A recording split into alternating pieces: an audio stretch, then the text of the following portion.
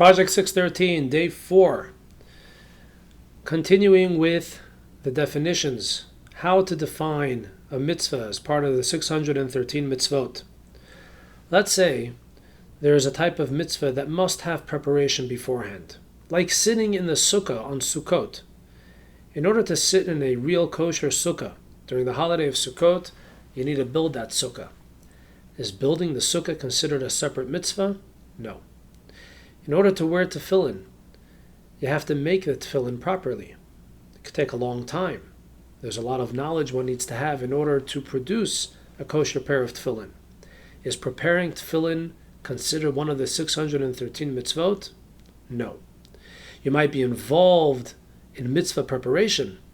It might be a wonderful and beautiful thing to do, but you're not actually observing one of the 613. Then you have other mitzvahs that need to have certain components to them. For example, on the holiday of Sukkot, we have a mitzvah of taking the 4 kinds. They're popularly known as the lulav and esrog. We have the tall branch from the date palm. We have the tall date palm branch. We have the myrtle. We have the willow, and we have the esrog, which is the special fruit.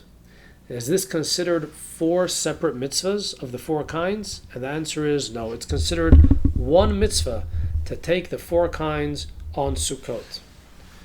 Once we're talking about Sukkot, let's include another rule.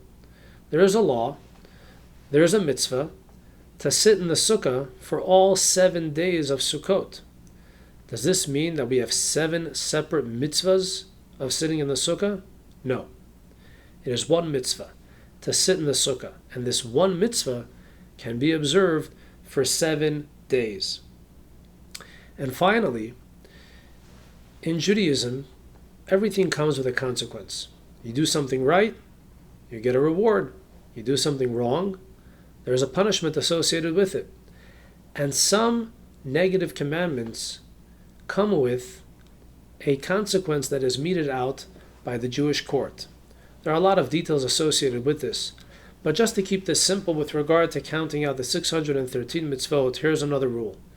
If a specific violation comes together with a consequence that is incumbent upon the Jewish court to mete out this consequence, this punishment, that is not considered a separate mitzvah. So, we've got 14 rules how to define the 613 mitzvot. Starting tomorrow, we're going to start going through all 613 of them. See you then.